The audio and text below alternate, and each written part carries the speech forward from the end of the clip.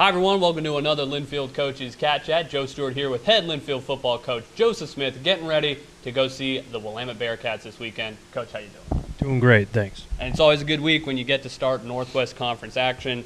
These games, a lot of fun, and we'll get into the Willamette matchup, but you guys had the bye week last week and resting up, getting everybody healthy and just getting everything implemented here going into conference play. Before that, though, the 45-0 win over Redlands to wrap up non-conference play. Here at McMinnville, team looked great in all three phases of the game. Execution was terrific.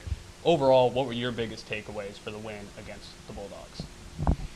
Well, number one, I thought we protected the football well and certainly won the turnover battle, and I think that's critical, of course. But the line of scrimmage, I mean, we dominated that on both sides, and anytime you have a lopsided win, I think that's going to be a telling factor in terms of you're pressuring the quarterback and you're establishing the run and allowing your quarterback to be upright throughout the game. So I thought our lines of scrimmage did very well, and of course it wasn't Oshkosh, so we looked quite a bit better just because we were playing maybe a team that wasn't as formidable up front. But I was really pleased with the changes there, and I thought our special teams, as you mentioned, played well too. So all three phases I thought were sharp. 463 yards of offense, season high. Both quarterbacks were kept pretty clean. Blake Eaton was very effective as a passer. Luke McNabb was very effective as a runner with 3 touchdowns on the day. With both of them, just what led to them both playing so well against Redlands?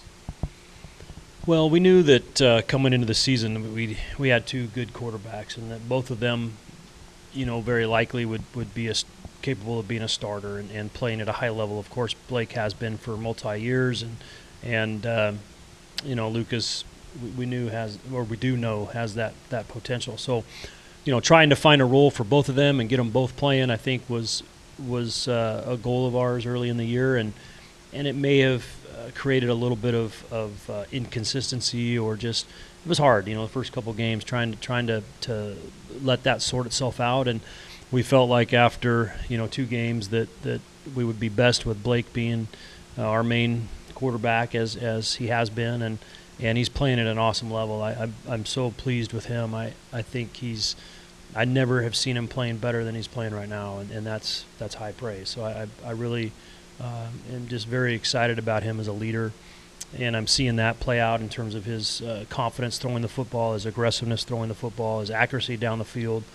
I think he's playing at an exceptionally high level. It just so happens that we have a really good runner too, and with some of the injuries in the running back situation, we leaned on McNabb to run the ball a little bit more the last several games, and that's sort of what you saw play out against Redlands, was kind of a short yardage, goal line package, type of offense for him, and I see that going forward. I think Luke's a great runner, and he can throw too, so he's going to be a great quarterback when he gets his opportunity, and I think as he's gotten it, he's done well. Yeah, the run game really effective with 206 yards, 5 yards a carry, close to the average you guys were hitting last year.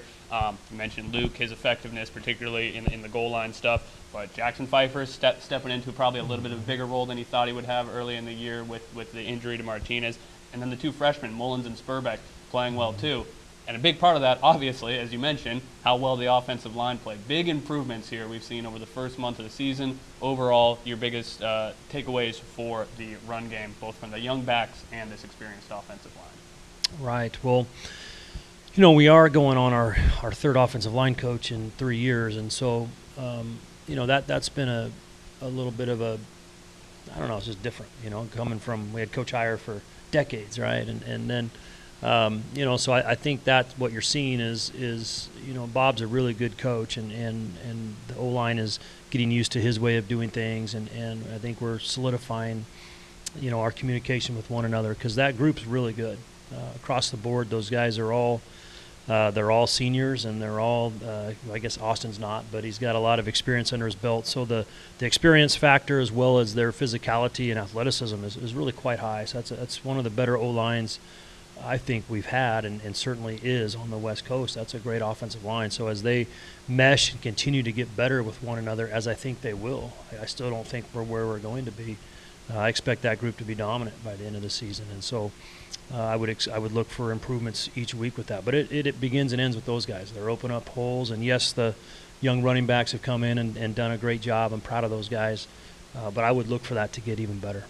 Defensively, also dominant up front against Redlands, and in the pass rush areas, they've been dominant all year. But also, the run defense looked a lot better this last week as well, just 43 yards rushing for Redlands. But they're averaging 5 sacks a game right now. In fact, an even 5 in each game so far, which is second in Division III so far this season. Looks like Caleb Sell might be having a breakout year. You got Alex Frazier-Dow back last week. You saw the impact that he can make when he's healthy. This is always a strength for the team. We know that about Linfield football, obviously. But what do you like about this specific group and how they've been able to get to the quarterback?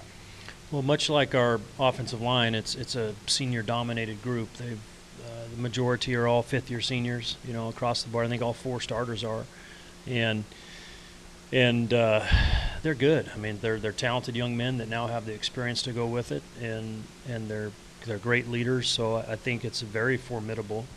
The defensive tackle play is outstanding, and I think our ends are really coming along. As you mentioned, Mr. Sells just been terrific, at the start. And we were a little worried about our offensive line earlier in the year in doubles because Sell was just causing havoc in the preseason, and now that we see him doing it to everybody, we feel a little bit better about our own pass protection. So I'm just really pleased with those guys. They're making a great impact. We've used the phrase strongest link for a long time around here, and we're going to build our defense around our defensive line. We have, and I think that's they're living up to that. So I'm really proud of those guys. First shutout since 2022, actually, for this win. And what does it do for a defense's confidence to do this so early in the season, especially against a program that you have had some real battles with over the last few years in Redlands? Big 0 on the scoreboard had to feel good for everybody. I think it did, and I mean, our guys are smart. They're not going to put too much emphasis on things of that sort. I mean, goose eggs are awesome. We love those. That's a source of pride around here. We've gotten quite a few over the years.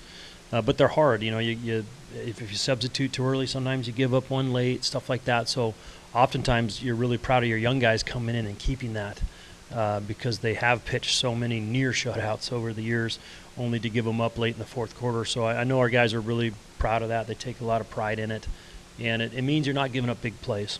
And as long as we stop the run and we don't give up big plays, our defense is going to keep points off the board, and as will any defense, by the way. And that's they're playing good football.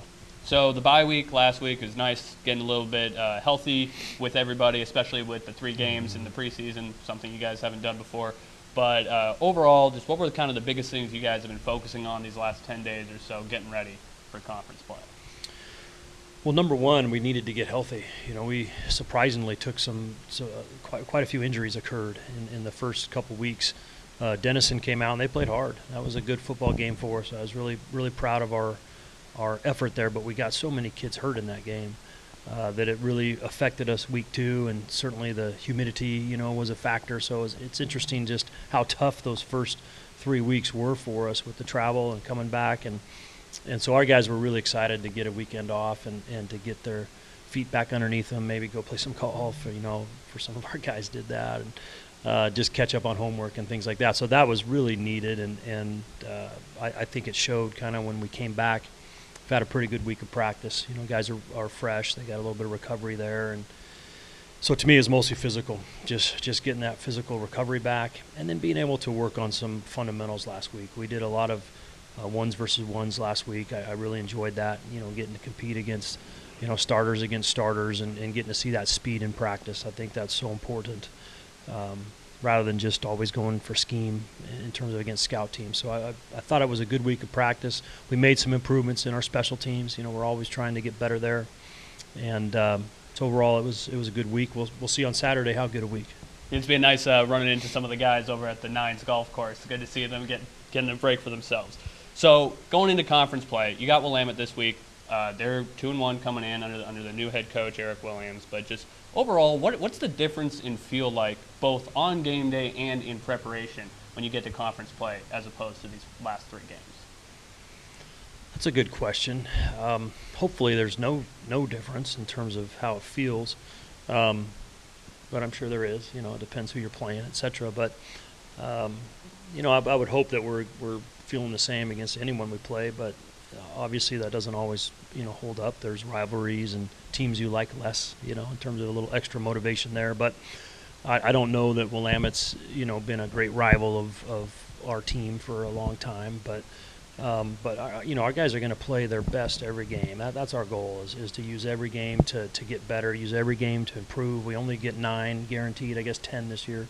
And so we need to literally use those to improve and get better and play to our utmost and enjoy it, because there's just no guarantee you're going to get any more. So we're excited to play. Our guys love to play. I can't wait to see them get fired up and go out and do some hitting. We're all excited for Northwest Conference action. Wildcats down in Salem, Oregon this weekend. That'll be a 4 o'clock kickoff at McCullough Stadium in Bush's Pasture Park. We'll, of course, have full live audio coverage for you on the LSN. Willamette will be providing live video and live stats. Coach, thanks for the time. Thank you.